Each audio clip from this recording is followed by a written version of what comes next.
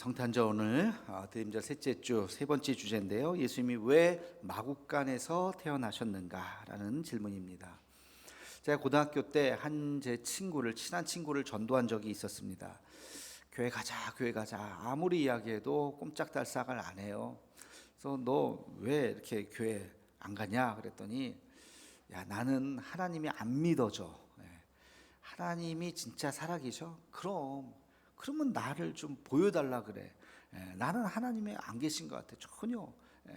그래서 제가 그날부터 기도했습니다. 하나님, 내 친구 꼭 교회 다녀야 되는데 꼭 예수님 믿게 해달라. 하나님 보여달라고, 꿈에라도 좀 보여달라고 그렇게 열심히 기도했어요. 하나님이 그 친구에게 나타나셨을까요? 안 나타나셨을까요? 예, 안 나타났어요. 안 나타났어요. 오늘은 혹시 아무 일도 없었는데 그러다가 우리 친구 초청 주일이 됐어요. 야, 한 번만 가자. 그래도 가자. 제가 하도 쫄라대니까 그 친구가 그래 알았어, 한번 가줄게 해서 그 친구가 우리 교회에 나왔어요. 교회에 나왔더니 생각보다 야, 너도 이 교회 다녔어? 그 친구 아는 친구들이 몇 명 있더라고요. 그래서 반갑게 같이 막 이렇게 놀고, 우리 남중학교였는데 교회 갔더니 여자애들이 있잖아요. 그러니까 또 이 친구가 또 눈이 동그래졌어요. 야, 이런 분위기구나. 그래, 재밌어. 그 다음 주도 나오고 지금까지 신앙생활 잘하고 있습니다. 근데 제가 한번 그때를 이렇게 돌이켜 보면서 생각해요. 하나님이 왜 그 친구에게 짠 하고 좀 꿈에라도 좀 보여주지 않았을까? 좀 보여달라고. 그 친구도 본인도 원하고, 나도 하나님 보면 나도 교회 다닐게 그랬는데, 저도 기도했는데 하나님이 다, 내가 살아있는 하나님이 다 안 그랬어요. 왜 그랬을까? 여러분, 아주 중요한 대목입니다. 그게 하나님의 방법이에요. 한 번에 쉽게 짠 하고 나타나신 분이 아니라고요. 자, 오늘 이 성탄 이야기하고 한번 연결시켜 봅시다. 하나님이 그의 아들을 인간이 되어서 이 땅에 보내시기로 마음먹었어요. 지난 2주 동안 제가 말씀드렸죠. 그래서 완전한 인간이 되어서 하나님의 아들을 이 땅에 보내야 되겠다. 아기로 태어나게 해야 되겠다. 자, 그러면 수많은, 어느 집에서 태어나게 될까? 수많은 사람들이 있잖아요. 인간도 천차만별이잖아요. 어느 가정에서 어느 집 자식으로 예수님을 태어나게 할까? 예수님이 선택하실 수 있었죠.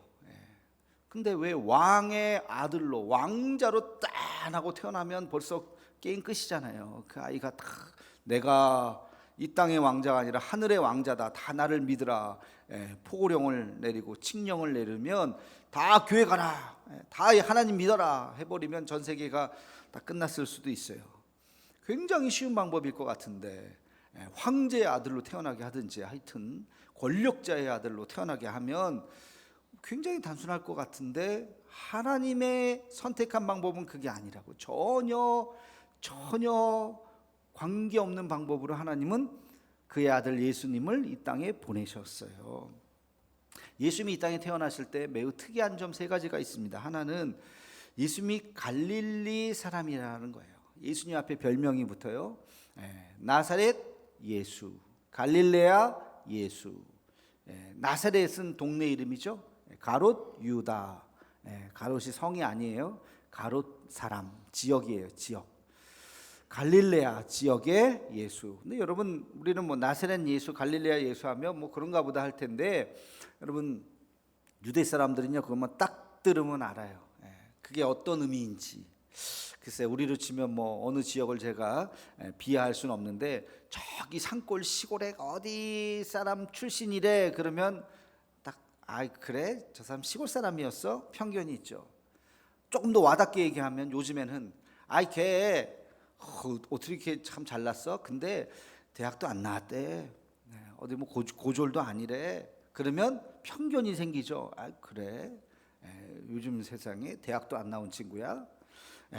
편견이 생길지도 몰라요. 갈릴레아 예수 하는 순간 이게 갈릴레아 출신이야, 시골뜨기구만, 사람들이 그렇게 생각하는 건데, 예수님은 갈릴레아 사람이었어요. 나사렛 사람이라고요. 또 한 가지 특이한 것은 예수님이 베들레헴에서 태어나셨다는 거예요. 그냥 갈릴리 사람이면 그냥 갈릴리 나사렛에서 태어나면 되는데 거기서 살다가 굳이 태어날 때쯤에는 저 먼 곳까지 베들레헴까지 가서 태어나셨다는 사실입니다. 그리고 베들레헴 중에서도 세 번째는 그냥 평범한 집도 아니고 무슨 산부인과도 아니고 가정도 아니고 마국간에서 태어나게 하셨어요. 그럼 이게 그냥 어쩌다 보니까 우연히 생긴 일이 아니라 철저하게 하나님께서 생각하신 거예요. 연출하신 거예요. 계획하신 거예요. 그럼 영화 같은 거 보면 영화의 한 장면이 허튼 장면이 없습니다. 거기에 물컵 하나가 있더라도 다 고증이 된 거예요. 70년대 물컵은 이런 걸 써야 돼. 전화기 하나는 이런 걸 써야 돼. 70년대 영화를 만드는데 뭐 핸드폰 꺼내서 말도 안 되잖아요. 다 연출이죠. 그런 게. 하나님도 마찬가지예요. 그의 아들 예수 그리스도를 이 땅에 보내시는데 그냥 아무 집에서 그냥 대충 태어나? 아니에요. 하나님께서 다 계획하신 뜻이 있는 거예요. 왜 그러셨을까? 왜 그러셨을까? 이 세 가지에 대한 질문에 대한 답을 우리는 해야 됩니다. 자, 먼저 갈릴레아 사람. 갈릴레아는 아주 가난한 지역이라 그랬어요. 아주 가난한 지역이에요. 정통 유대인들은 갈릴리 지역에 잘 가지도 않지만 갈 일도 없고 산다는 것은 생각조차 하지 않습니다. 거기서 산다고 하면 그건 유대인이 아니라고 생각해요. 사마리아도 아니고 사마리아 건너에 있는 갈릴레아, 거기는 아주 이민족들의 침략이 많았고요, 전쟁이 많았던 곳이에요. 유대인들은 항상 예루살렘을 중심으로 해서 그 인근에 살았던 사람들이에요. 그게 정통 유대인들이에요. 갈릴레아까지 가지도 않습니다. 그래서 나다나엘 이야기가 나오지 않습니까? 요한복음에 예수님을 너는 만나봤으면 좋겠어. 예수님 대단한 사람이야. 그의 가르침이 놀라워. 그래? 어디 출신인데? 나사렛 사람이야. 에이 이거 됐어. 나 안 만나도 돼. 나사렛 뭐 나사렛에서 무슨 선한 것이 날 수 있겠느냐? 그게 그 당시 사람들의 편견이었어요. 그럼에도 불구하고 예수님은 갈릴리에서 사셨어요. 한평생 거기를 떠나지 않았어요. 십자가에 못 박히실 때만 예루살렘에 가셨지 한평생 거기를 떠나지 않으셨습니다. 그리고 이제 예수님께서 왜 베들레헴까지 가셨는가? 여러분, 나사렛에서 베들레헴까지 직선 길이로 120km예요. 근데 길이 뭐 직선 거리입니까? 꼬불꼬불 하잖아요. 그렇게 가면 보통 170km에서 200km 정도의 거리예요. 굉장히 먼 거리입니다. 그 만삭의 여인과 함께 같이 거기까지 가야 됩니다. 왜? 애나로 간 게 아니에요. 그 당시에 로마 황제 아구스도 옥타비아누스, 이 아구스도가 황제가 된 다음에 칙령을 하나 발표를 했습니다. 자기의 각자의 고향에 가서 다 호적 등록을 하라. 일종의 인구 조사입니다. 인구 조사, 인구 센서스 조사는 지금도 굉장히 중요해요. 우리나라도 5년에 한 번씩 인구 조사 아주 철저하게 합니다. 그게 현재의 상황을 이야기하고 미래를 계획할 수 있어요. 5년에 한 번씩 그걸 다 합니다. 그 집집이 방문해서 다 해요.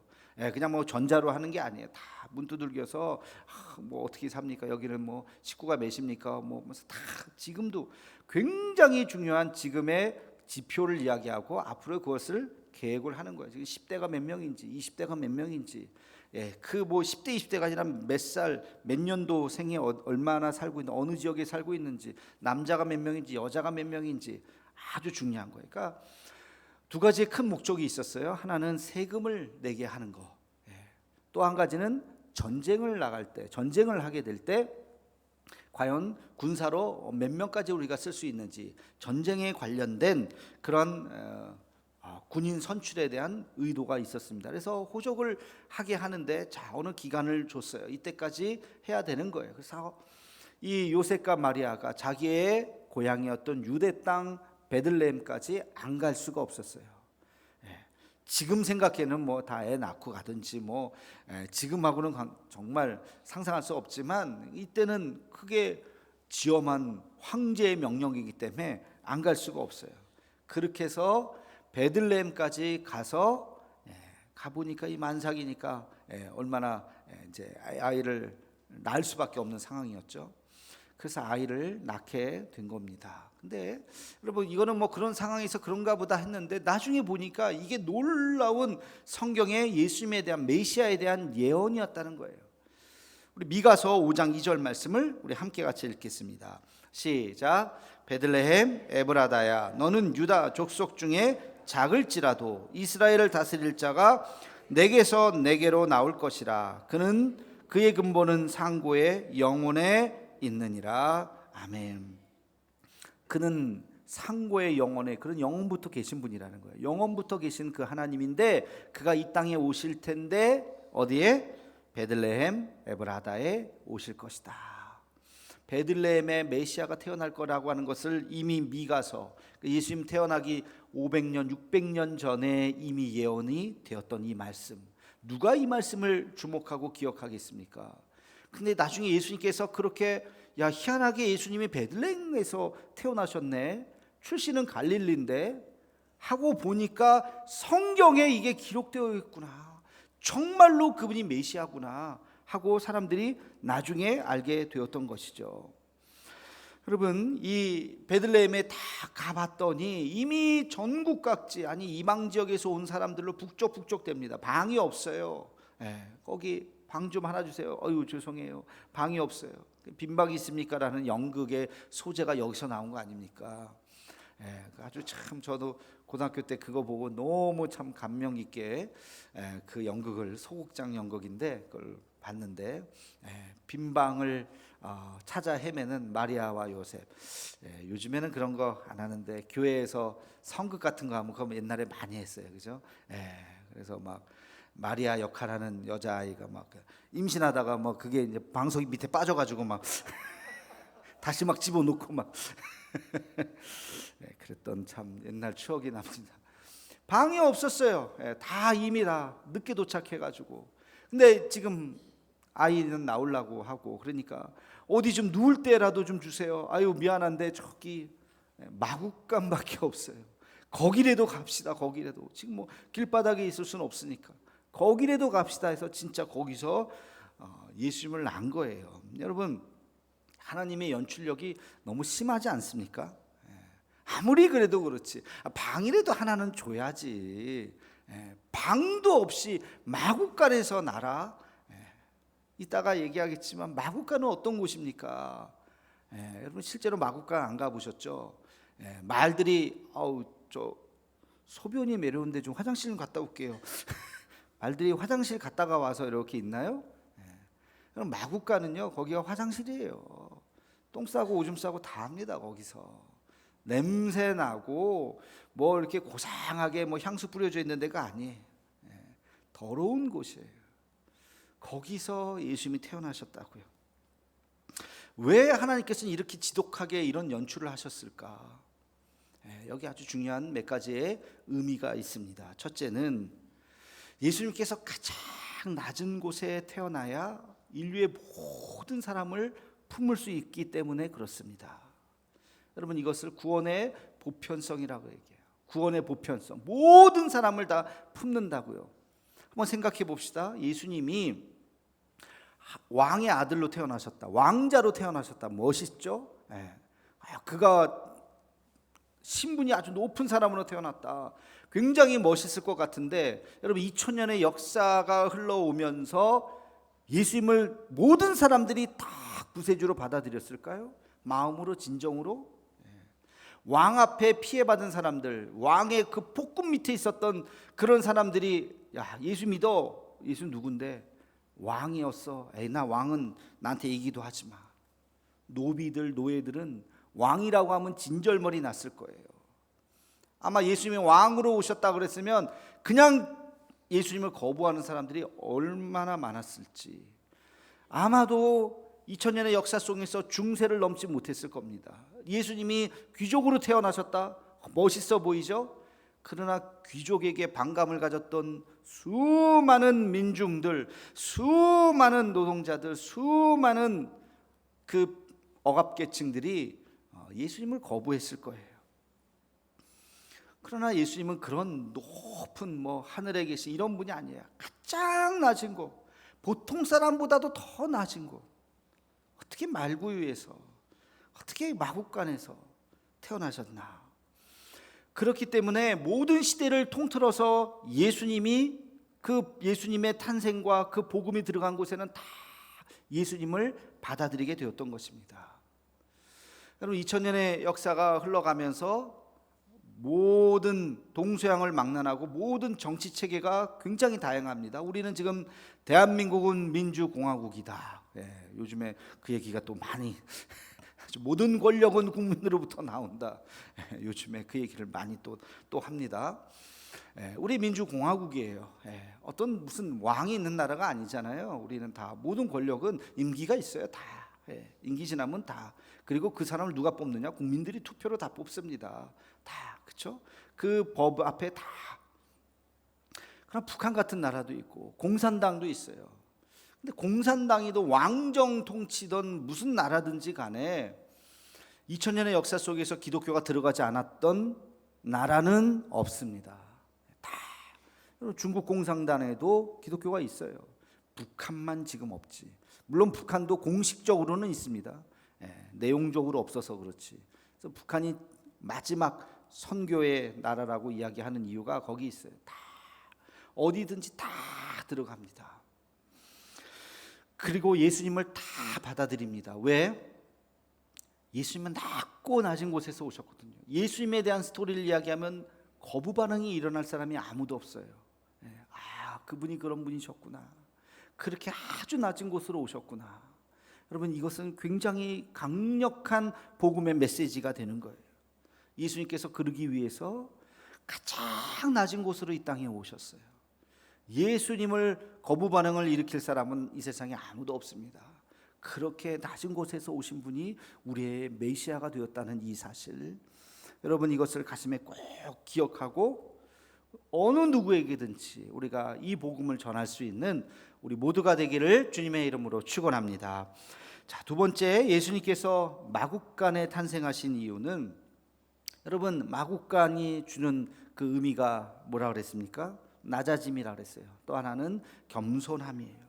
가장 낮은 곳, 가장 겸손한 모습으로 태어나셨어요. 이거보다 더 낮을 수가 없습니다. 이거보다 더 겸손하실 수가 없습니다.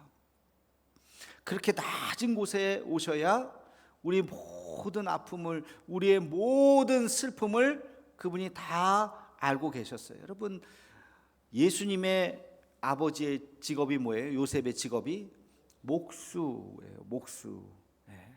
굉장히 좋은 직업, 그냥 평범하고 그냥 천한 직업이었어요. 남의 일 하는 그런 나무 가지고 목수. 지금은 뭐 목수가 기술직이라서 굉장히 돈도 많이 벌고 지금은 뭐 그런 게 좋은 직업이지만 그 당시만 하대요. 그냥 별로 그냥 그런, 거기서 30살까지 아빠 일 도우면서 아마 직업적으로 예수님도 목수였을 것이다라고 추정을 합니다. 다른 얘기가 없으니까 아버지 직업 옆에서 도우면서 그 일 같이 하신 거죠.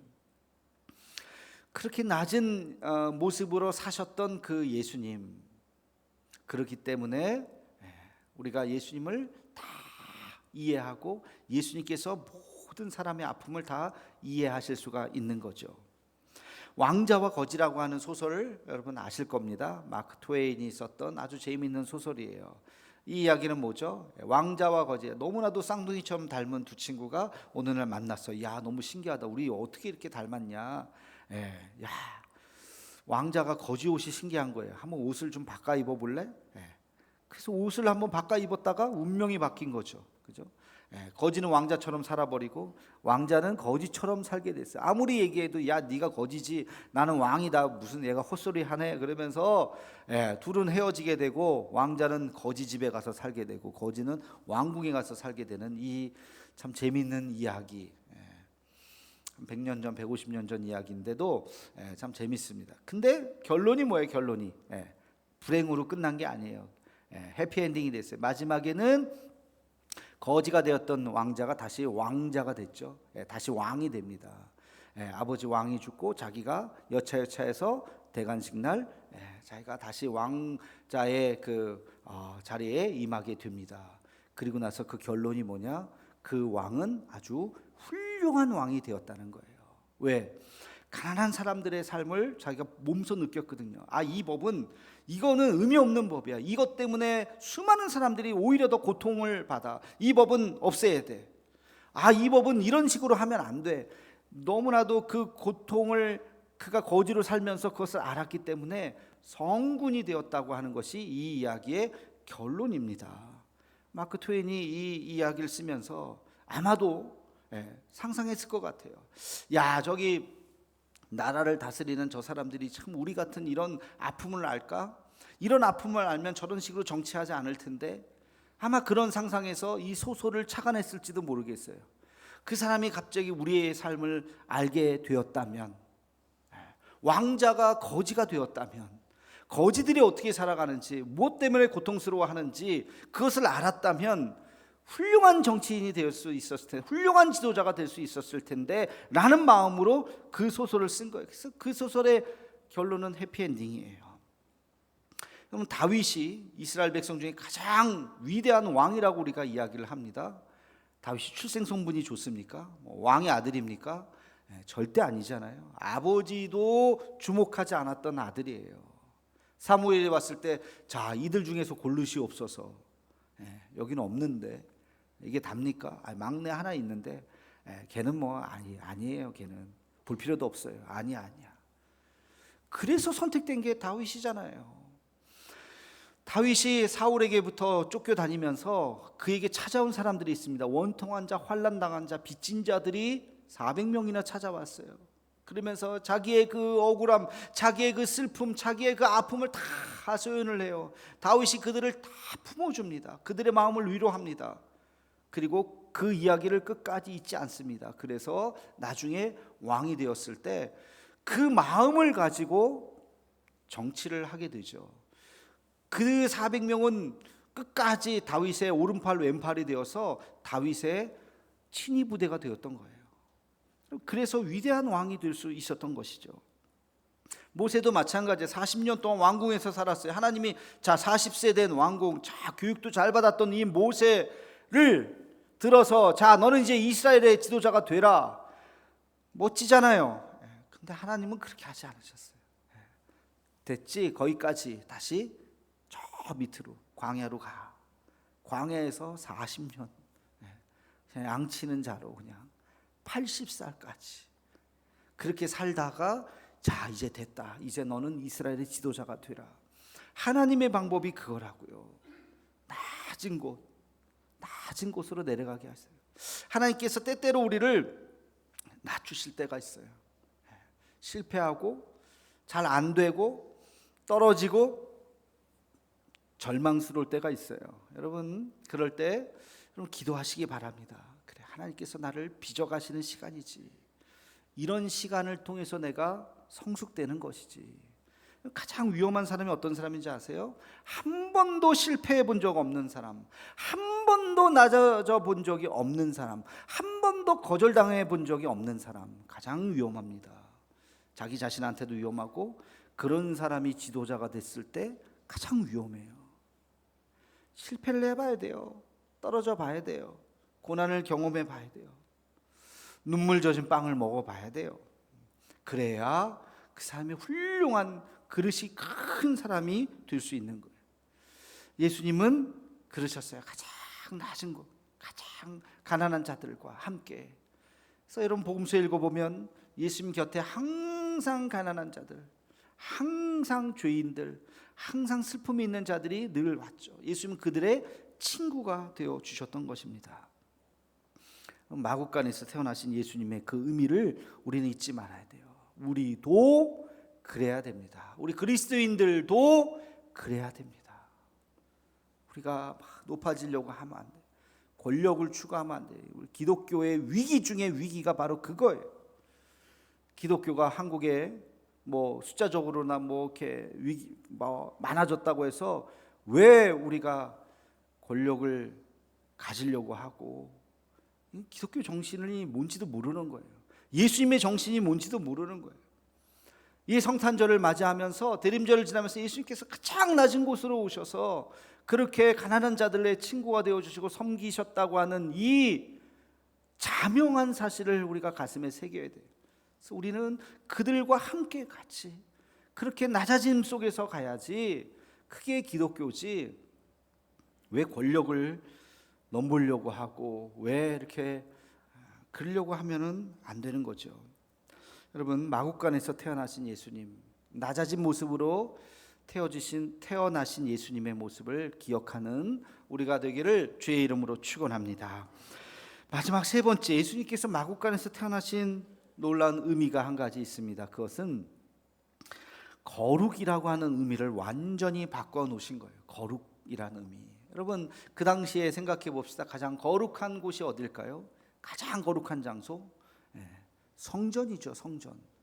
예수님 당시에도 성전이 있었잖아요. 성전이 가장 거룩한 곳이라고 생각했어요. 예수님이 거기서 태어난 것이 아니에요. 예수님 어디서 태어나셨어요? 마국간에서 태어나셨어요. 아까 얘기했죠. 냄새나는 곳이에요. 더러운 곳이에요. 마국간 문을 딱 여는 순간 하고 들어가야 돼요. 악취가 나요. 거기에 빨리 들어갔다가 빨리 나오는 곳이에요. 거기에서 예수님이 태어나셨다고요. 여러분, 근데 성지순례 가보신 분 아시겠지만 몇 년 전에 우리 같이 갔었잖아요.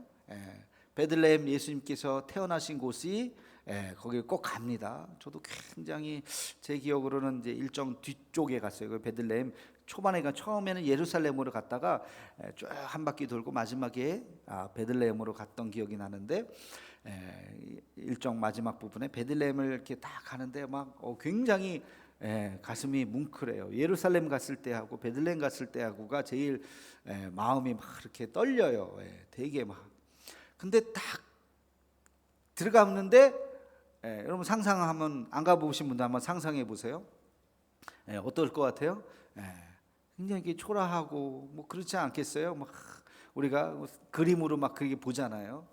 근데 딱 보니 여기가 예수님 태어나신 베들레헴 성전이요. 겉에서부터 어마어마해요. 와, 뭐 이래요 성전이. 딱 들어가 보면 우리 사람들이 보글보글 일단 기본적으로 줄을 쫙 서 있어요. 뭐예요? 예수님이 태어났던 거기에 가서 사진 찍으려고. 저도 한참 줄 서가지고 막 이렇게 들어가서 거기 이렇게 뭐 이렇게 표실 바닥에 이렇게 표시를 해놨어요. 그러니까 예수님 태어나서 했던 곳이라는 거예요. 진짜인지 아닌지는 모르겠지만 하여튼 거기서 저도 이렇게 사진 한 장 이렇게 찍었습니다. 그리고 나서 이렇게 나오는데 뭐 복잡하죠. 거기 막. 여러분, 2000년 전 예수님께서 진짜 태어나셨던 그 장소는 어떤 장소였을까? 냄새나는 곳이라고요. 거룩한 곳이 아니야. 뭐 거룩한 밤 우리가 뭐 노래하지만 냄새나고 더럽고 추한 곳. 근데 거기 예수님께서 태어나시니까 거기가 거룩한 곳이 됐어요. 예수님께서 태어나시니까 거기가 성지가 된 거예요. 성지. 전 세계 수많은 사람들이 그 포인트, 그 예수님께서 태어나셨던 마국간 그거 보려고 그 먼 곳에서부터 오게 된 거죠. 여러분, 거룩이라고 하는 것은 환경이 아니구나. 거룩은 환경이 아니라 하나님이 계시는 곳, 임재하시는 곳이 거룩이다. 여러분, 하나님이 계시는 곳이 거룩입니다. 그러니까 특정한 장소가 아니에요. 이 예배당이 거룩한 곳이지만 만약에 여기에 하나님의 거룩한 역사가 임하지 않는다면 이거 아무것도 아니에요. 아무것도 아니에요. 여기에 주님이 계시고 여기 주님께서 임재하시고 성령께서 계시기 때문에 이곳은 거룩한 곳인 줄로 믿습니다. 여러분, 가정에도 마찬가지. 여러분 가정도 성령이 계시면 그것이 거룩한 가정이 되는 것이요, 성령께서 계시지 않는다면, 여러분 거기서 찬송하고 기도하지 않는다면 그것은 그냥 아무것도 아니죠. 여러분, 거룩이라고 하는 것은 형식이 아니라 본질이라는 거예요. 본질. 모양만 따라한다고 거룩해지는 게 아니에요. 바리새인들처럼 뭐 이렇게 금식하고 뭐 이렇게 모양만 따라한다고 되는 것이 아니라, 화 있을진저 외식하는 서기관들과 바리새인들이여, 왜 너희는 형식만 따라하려고 하느냐. 정말로 마음속에 우러나와서 해야 된다. 마음이라는 걸 마음. 여러분, 거룩이라고 하는 것은 구별이 아니라 사랑입니다. 이게 무슨 말이냐? 거룩은 카도시, 구별됐다는 거예요. 구별된, 어떤 특별하게 구별된 것을 거룩이라고 이야기하지만 그게 아니라 사랑이에요. 사랑으로 품는 거예요. 특별하게 어떤 구별되는 것이 아닌 정말 하나님의 사랑 안에 있는, 기독교인들이 따로 우리가 먹고 따로 사는 것이 아니잖아요. 세상 속에서 함께 흩어져서 그들과 더불어 세상 속에서, 그러나 빛과 소금으로 살아가는 것, 거기서 어둠 속에서 빛을 비추면서 주님의 사랑을 드러내면서 사는 것이, 그게 거룩함인 것입니다. 거룩은 상태가 아니라 과정이에요. 완결된 상태. 거룩은 여기까지 끝, 이게 아니에요. 거룩은 성화의 과정, 거룩해져 가는, 매일매일 거룩해져 가는 과정이 바로, 그것이 바로 성화, 우리에게 거룩인 것입니다. 예수님께서 더러운 곳인 마구간에서 태어나셨다고 하는 것은, 제가 이 말씀을 가만히 묵상하니까 그렇구나, 바로 내 마음이구나. 내 마음. 여러분 마음이 거룩하십니까? 깨끗하십니까? 내 마음속에 미움이 있고 욕심이 있고 교만함이 있고, 정말 마구간보다도 더 추해요. 이 마음 들킬까 봐 늘 이렇게 감추고 있어요. 우리들의 마음이 그 죄악으로 물든 마음 아닙니까? 근데 여기 예수님이 오시니 이곳이 거룩해지는 거예요. 여러분, 이제 성탄절을 앞두고 대림절 셋째 주, 다음 주면 넷째 주인데, 그 성탄의 그날 여러분의 죄악된 마음 속에도 거룩한 주님이 태어나기를, 탄생하기를 주님의 이름으로 축원합니다. 주님이 여러분 마음속에 오셔야 여러분의 그 추한 마음도 거룩해지는 거예요. 그곳이 아름다운 성지가 되는 것입니다. 예수님께서 우리의 마음속에도 오십니다. 이 죄악된 마음속에도 오십니다. 더러운 곳에도 예수님께서 오셔서 그곳이 아름다운, 하나님이 탄생하신, 예수님이 오신 그런 거룩한 성지가 되었던 것처럼, 우리의 마음속에 주님, 이 더러운 마음속에도, 죄악된 마음속에도 주님 찾아봐 주시옵소서. 하나님께서 우리의 마음속에 임재하여 주옵소서. 그러면 우리의 마음이 하나님의 거룩한 마음으로 변하게 될 줄로 믿습니다. 이 의미를 다시 한번 깨닫고, 마구간에서 태어나신 예수님, 그 의미를 가슴에 새기는 이번 성탄절이 되기를 주님의 이름으로 축원합니다. 기도하겠습니다. 거룩하신 하나님, 가장 낮고 천한 곳으로 임재하신 그 주님을 다시 한번 기억합니다. 마구간에서 태어나셔서 온 인류의 소망이 되셨습니다. 마구간에서 태어나셔서 우리에게 낮아짐과 겸손이 무엇인지 보여주셨습니다. 마구간에서 태어나셔서 우리에게 거룩함이 무엇인지를 보여주셨습니다. 하나님, 그 마음으로 살아가게 하여 주옵시고, 이번 성탄절 낮아지신 주님을 만나는 은혜가 있게 하여 주시옵소서. 예수님의 이름으로 기도하옵나이다. 아멘.